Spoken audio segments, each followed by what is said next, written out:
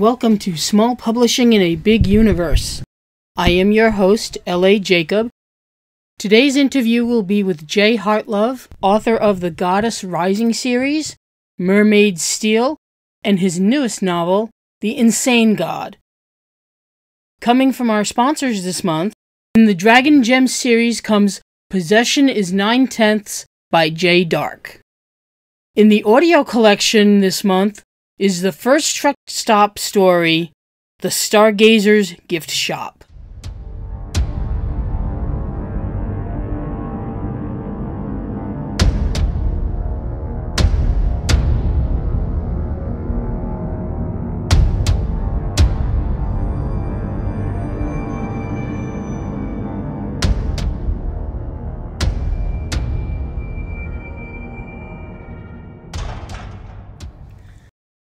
The Insane God by Jay Hartlove. A meteorite fragment cures a teenaged trans girl's schizophrenia, but leaves her with visions of ancient warring gods. Can she and her brother stop the spread of global disaster? The Insane God from Jay Hartlove is available now in hardcover, trade paperback, and digital editions. For more information, visit waterdragonpublishing.com/insanegod.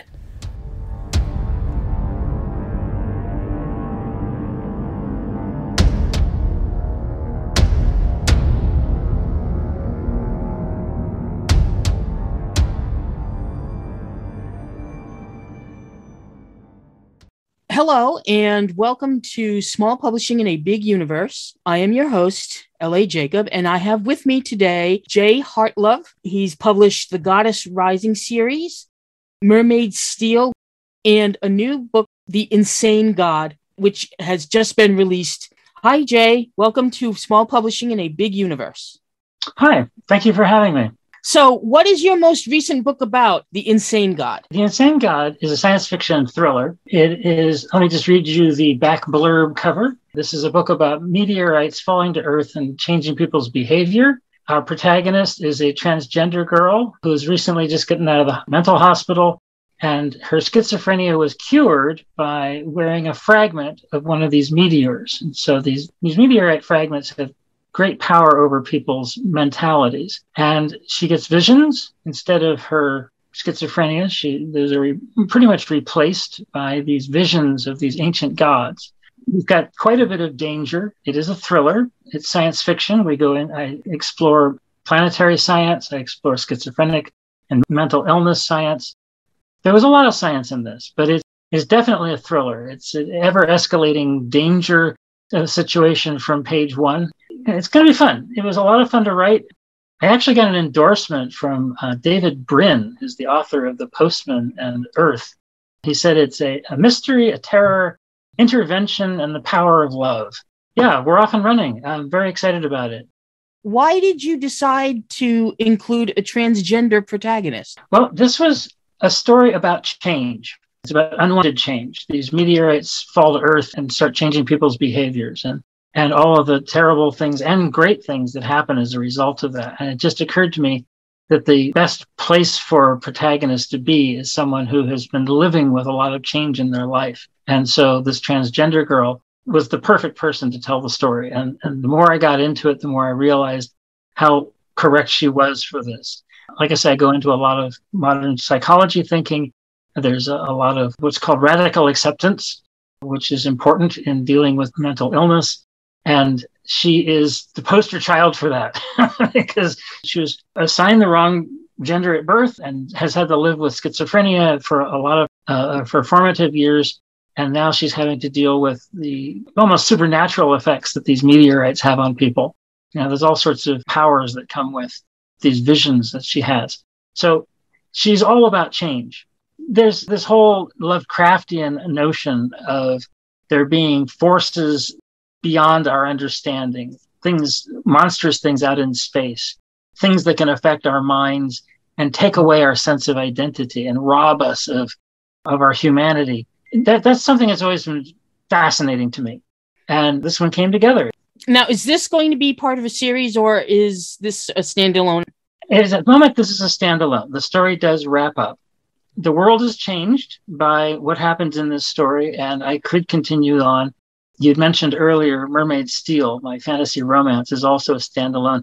But there's a whole lot of world building going on there, too. I mean, there's plenty of room for a sequel. I just haven't been inspired as to what those sequels will look like yet. When I read a piece of fiction, I like things to work out because, damn it, things don't work out like that in real life, right? Being that you've written series and standalones, you're finding standalones to be a lot more satisfying to write. You're right on target that these books were written as standalone. I mean, that you can read each of the books in my trilogy as standalone books. The stories within them wrap up. There is a larger overarching story that happens. The right characters telling the story. And I'm going to reverse engineer all the breadcrumbs that you leave during the story to make sure that you really can wrap it up at the end. Then you wrap it up at the end. So it's part of the process. The Insane God is a whole separate, stress-free, this was my quarantine exercise of just sitting down and telling a story that I wanted to tell. So mechanically, I think this story is much more interesting. It doesn't just, have that one pyramid of build the conflict, solve the conflict. There's a whole lot more going on. I love stories where what you end up with is not what you started out with. Well, then in this one, in The Insane God, the reader could guess at the very front end. Shit happens, a lot of change comes down, and the 16-year-old girl guesses. She has no idea. And everybody else in the story doubts it because it's so outrageous. It's like, honest to God, really gods in space and meteorites? It's like, this can't possibly be true. And the reader then gets to side with her because the reader's thinking, well, maybe she's right. As she finds out during the course of the story that her guess was correct, it turns out to be much worse than anybody would hope for. Because it's like, well, be careful what you ask for because, yeah, your guess was right. And it's really, really bad. So I have a lot of fun with the information feed. It seems to me that you seem to have overarching themes in each of your books. I do. Figure if you're going to spend 2 years of your life or 10 years of your life writing a book, then it should be about something. There's a place for popcorn. Maybe you're still hungry, right? My writing time is very precious to me. I want them to be about something. Mermaid Steel is a race relations story. My village of mermaids off the coast are about to go to war with the village of humans on land, and it's because of racial tensions. I could have had a bad guy. It wasn't. It was systemic. It's been going on for 100 years, and our lovers they fall in love and they realize you're just people. One of you happens to live underwater and one of you happens to live on land, but we're all just people. And then they have to convince their villages of this. For them, just feel so sorry for these characters. I had to have everything not work. Everything was different. And then, of course, they fall in love and they try to have sex. And I leave the lights on and point out that doesn't work either because one of them's a dolphin, one of them's a human. So nothing is working for these people. And so it's all uphill for them, right? And so for them to overcome all of that is a real triumph. So by the end of the book, the reader, hopefully, is very pleased that they managed to pull it off and they managed to overcome all of this. Do you find that presently mental health is the thing to write about? I don't know if it's a thing to write about, but it certainly is something that people are having to live with. The pandemic shut down everybody's social life. And adults who already have friends and already have a social life could survive that on Facebook or Instagram or whatever. You're 15, 16, 17 years old, and your social life is huge in your life, and you just cannot see your friends anymore. The only time you see anything on school is you're looking at your teacher's face on Zoom. This can be devastating. How do you hold it together? And you know what it's like to have friends around you all the time, and then suddenly that's yanked away from you. But then again, we also screwed up the world, and the job market is wrecked, and people are having radical ideas about what it looks like to go back to work. It's not a great time for people's mental health. I didn't write about it because of that. I made sure to include that in the story because my story is about change. You can't write about change in the 21st century without addressing the fact that mental health is a concern. I wasn't trying to be, popular. How do you think your publishing experience was, if you want to compare it to the other one that you had? Well, not just that, but where I started off originally, because I was originally writing back in the 1980s. There was, even back then, you needed to go get an agent. Mm-hmm. And the agent would then know who to talk to in the publishing industry and get you on that boat. And even back then, when I had no idea how easy it was, and I probably should have pursued it more vigorously at the time, but I didn't. And that then closed up, because then we had, all through the 90s and the early 2000s, we had this wave of acquisitions where the big publishers gobbled up the small publishers and then pushed the slush pile off of their associate editors back onto the agents. So now agents read the slush pile, and the agents have their reputation at risk if they pitch something to a publisher and it's not going to be a winner. So the risk got moved around, and now it's really hard to find an agent. And in fact, agents will take you for one book that they know they can sell, and then you come along and write something different, because that's what I've been doing, right? I'm not writing all science fiction or all fantasy, right? And so I'd be kind of a nightmare for an agent, because, they may think they know who to talk to sell Mermaid Steel, and they'll go talk to their connections in the romance industry and get that sold. But then I'll come out with a science fiction novel like this one, and they're like, I don't know anybody in science fiction. I can't help you. And they fire you for that. And you have to go find another agent all over again. And I know people that this has happened. So getting into quote unquote big publishing is a matter of gatekeepers. And you've got to get the agent, who then has to get you the editor, who then gets you onto the lists. And big publishers will throw a lot of money at a book launch. And at the end of the day, you end up making about 5 cents a copy on your books. They sell a lot of books, but then after 2 weeks, you're old news. And so you've made your money. So they give you an advance, and then you earn against the advance. And if you're lucky, it plays out, but you've burned through it in the first month, and you're yesterday's news at that point. You're backlisted. So all of this motion, all of these people involved, this whole village of people that you get involved in, years of setting it all up and begging and pleading and getting your agents and then the editors and down the line, all for a payoff that lasts a couple of months, and then it's done. On to the next book. I'm sorry, that's horrible. You spend all this time writing a book, and it's only going to be alive on the shelves for a month, because even though Amazon has no shelf space, but you are competing for the money that your big publisher is going to throw at your book. They're going to throw it all in there now, try to get it onto a bestseller list, and then it can continue to sell on its own from then, but they're not going to support it anymore. They're done supporting it once they launch it. You're then out there, remember me, I was on the bestseller list. And so you've got all these authors who say, I'm a USA Today bestseller. Well, you mean 3 books ago you hit that list because your publisher shoved you onto it. Doesn't mean you're actually USA Today bestseller today, but you can claim that forever. And, I've done that too. Some of these books won awards, and so I always pitch myself as an award-winning author. It's a game you play in the publicity. But there really are 3 legs to this stool. There's writing the book, there's producing a good product, which is what the publisher really needs to do, and getting it into all the channels and getting it, so that it's easy for buyers to get at. And then there's this whole third part of it, which is the marketing. And frankly, why not just hire a publicist if you're going to go that route? And that's exactly what I've done. I have hired publicists. They're not responsible for writing the book. They're not responsible for making the book happen. They're just responsible for selling the damn thing. Their specialty. That's what they know how to do. Nobody else understands the formulas. They do. Let them do that job. So for me, it's all about small press. Small press publisher can create a good product, can help you get a thing edited, get a good cover on it, get it into audiobook, hardbound, ebook, all the different formats, get it into all the channels, and then have somebody else, another expert, come in and make those calls to the reviewers and the ad space and the bestseller lists and all of that.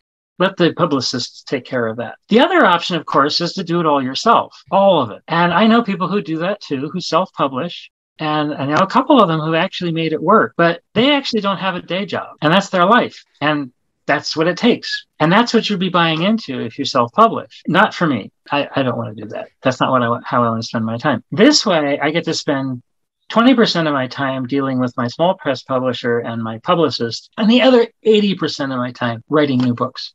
So how can people contact you? Well, I put essays and clips and graphics and idea stuff, everything that goes into my books, I put on my website. So if people enjoy my books and they want to see the behind the scenes story, there's a lot of material on my website. My website is jaywrites.com, JAYWRITES.com. And I put everything up there. I try to keep up with it with news. It's all there so that fans can come in and look. And I have a few hundred fans who actually come in and visit and see all the stuff I've got.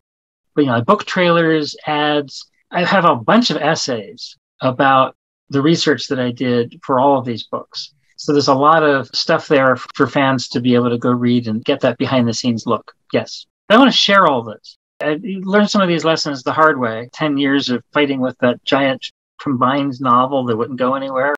I don't want people to have to make those mistakes again. So, if I can share this stuff with people so they don't have to make the same mistakes, all the better. And you can even write to me on that. Well, thank you very much for your time, and I really appreciate your insights. Thank you for having me.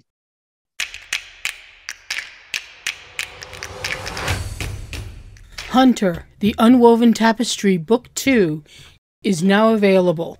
With Reuben still missing and no signs of their enemy's force, Donovan races to uncover the mysteries of blood magic while training the next generation in new seeking. Throughout it all, Reuben drowns in fear and danger, managing breaths of revelation and enlightenment that threaten to unravel everything he once understood to be true. Available in trade paperback editions, hardcover editions, and digital editions from Amazon, Barnes & Noble, Bookshop, Kindle, Kobo, Apple Books, Nook, Smashwords, and Google Play. For more information, please go to waterdragonpublishing.com/hunter.